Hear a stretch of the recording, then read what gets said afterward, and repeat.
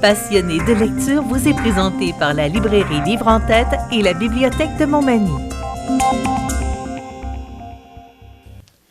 Alors, c'est notre chronique de livres. On est à la librairie Livre en Tête. Je suis en compagnie de Claudine Landry. Bonjour, Claudine. Bonjour, Michel. Claudine, on va parler, parce que c'est l'été. Oui. On va y aller avec des livres plus légers, des formats de poche. Oui, principalement des formats de poche. C'est sûr que les formats de poche, c'est toujours pratique, peu importe l'occasion. Mais l'été, quand même, ça reste un format qui est très apprécié parce qu'on peut le mettre dans notre sac de plage, on peut l'apporter en pique-nique. Donc, c'est quand même très apprécié. Aussi, on va prendre l'avion aussi. Les chanceux qui peuvent prendre l'avion, ben, c'est un format assez pratique parce que plus léger. Et beaucoup d'éditeurs vont maintenant dans le format poche. Des éditeurs qui n'y allaient pas précédemment, qui ont choisi d'adopter aussi ce format-là pour aller rejoindre un autre public. Là, je fais référence, entre autres, à la nouvelle collection La Ruche, publiée par l'éditeur Urtubise. Alors, ce sont des formats tous des titres qui sont déjà parus précédemment, dits dans le grand format. Et là, on les fait reparaître à nouveau, mais dans un format plus compact, donc plus adapté justement à la lecture de vacances. OK, c'est une tendance? Oui, oui, tout à fait. Puis là, déjà, la collection chez La Ruche a quand même déjà beaucoup profité. Il y a plusieurs titres qui se sont greffés à la collection, puis ceux-ci sont les plus récents, notamment celui de Benoît Picard, qui est originaire et qui habite toujours à Saint-Jean-Port-Joli. Donc, Aller simple pour l'inconnu, qui est une lecture tout à fait adaptée aux vacances, une lecture légère où on se sent bien, de voyage aussi parce qu'on y relate des voyages. Alors, des formats tout à fait adaptés justement à vos vacances ici. Est-ce que c'est le même livre, mais en format poche? Exactement. Le texte est réduit aussi? Non, du tout. C'est vraiment la version intégrale là, du texte, mais en format compact et à plus petit prix, parce qu'ici, on parle d'un livre qui est à 15,95 $, donc plutôt qu'un grand format là, qui tourne autour du 21, 22 $. Là.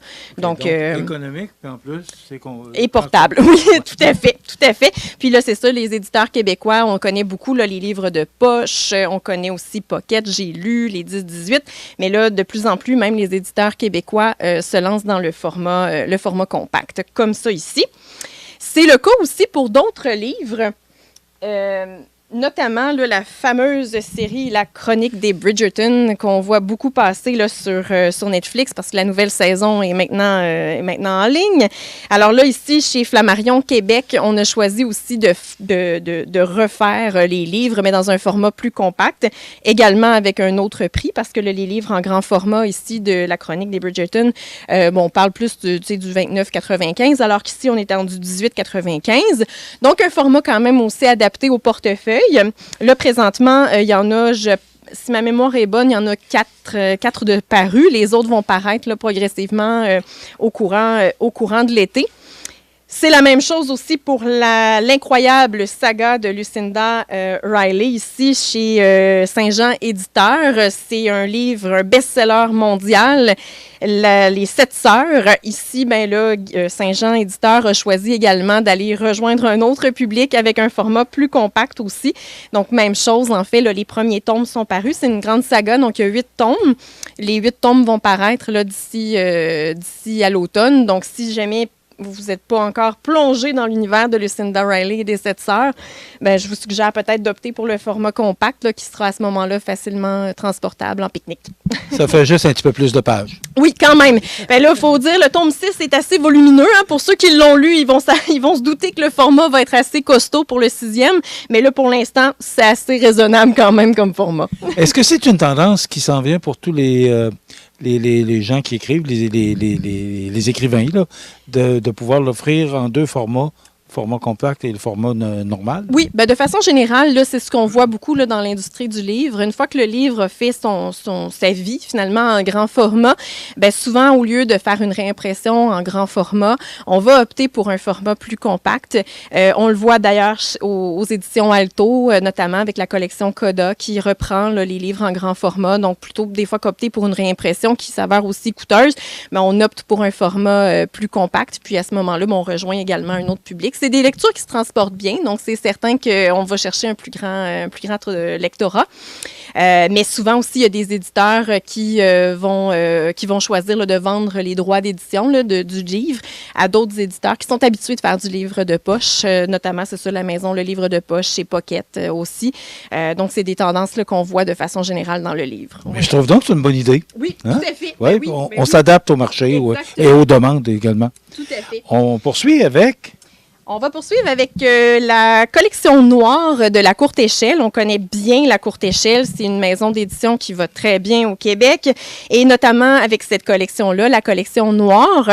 Donc, la collection noire, ce sont des livres là, pour les enfants. On parle des premiers lecteurs. Donc, à partir de 7 ans, on peut aller jusqu'à vers 10 ans pour les lectures. Parce qu'en fait, on va aller graduer le niveau d'épouvante. Parce que ce sont des livres, en fait, on voit, là, c'est une collection interdite pour les peureux.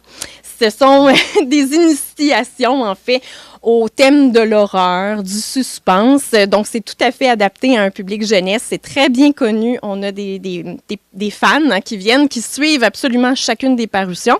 Et là, ici, ça, c'est les plus récents parus. L'homme aux araignées de Jocelyn Boisvert et L'arme du crime de François Gravel. Donc, ce sont les plus récentes parutions. Donc, si jamais pendant l'été, on est à court de lecture pour nos plus jeunes, ben on peut aller choisir parmi la collection noire.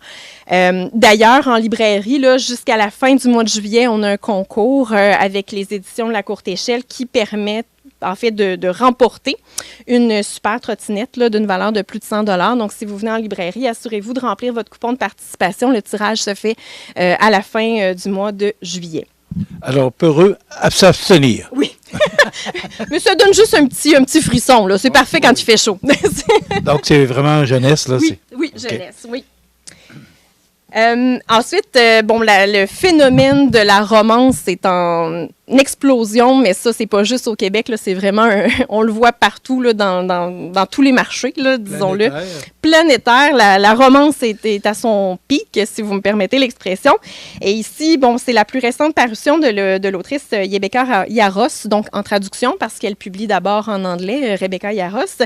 Et ici, c'est l'autrice qui a connu un énorme succès avec son livre intitulé Fourth Wing, qui était plus de la romantasy, c'est-à-dire de la romance fantastique, alors qu'ici, on est vraiment plus dans les codes habituels là, de la romance contemporaine.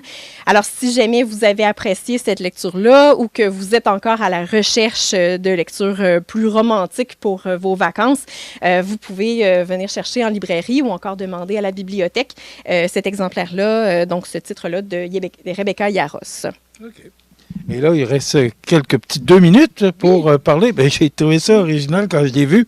Un livre qui s'intitule Salade de fruits.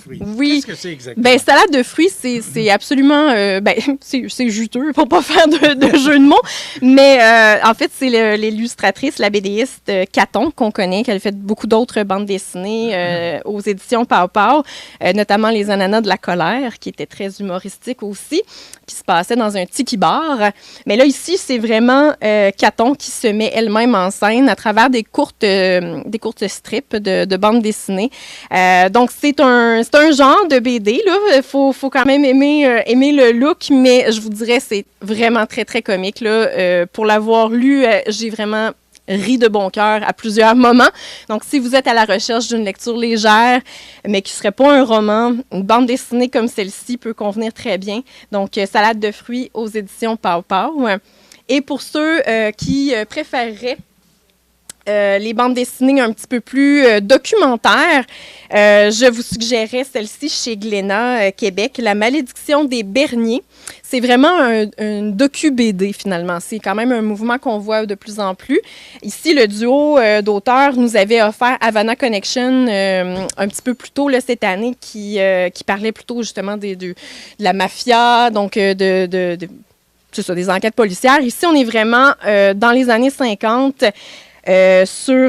parmi la famille Bernier, en fait, la famille Bernier, qui peut-être a des traces avec celle qu'on connaît de Lillet. Mais ici, c'est vraiment la déchéance d'une famille, malheureusement. Mais ceux qui s'intéressent à l'histoire navale québécoise pourraient trouver quand même un bon moment de lecture. C'est très, très, très bien documenté. Quelques secondes. DocuD, parce DocuBD. que DocuBD, qu'est-ce que tu veux dire par là? Ben, en fait, c'est que les auteurs, en fait, vont choisir un sujet, vont l'approfondir, mais par le biais du dessin, par le biais de la bande dessinée. Donc, c'est vraiment très bien fait pour ceux qui cherchent à se renseigner sur un sujet. Claudine, c'est tellement intéressant. Merci beaucoup. On peut retrouver tous ces livres-là ici au 110 Saint-Jean-Baptiste-Est, au 248-0026. On va voir. Si vous avez des questions, ben, on est là pour ça.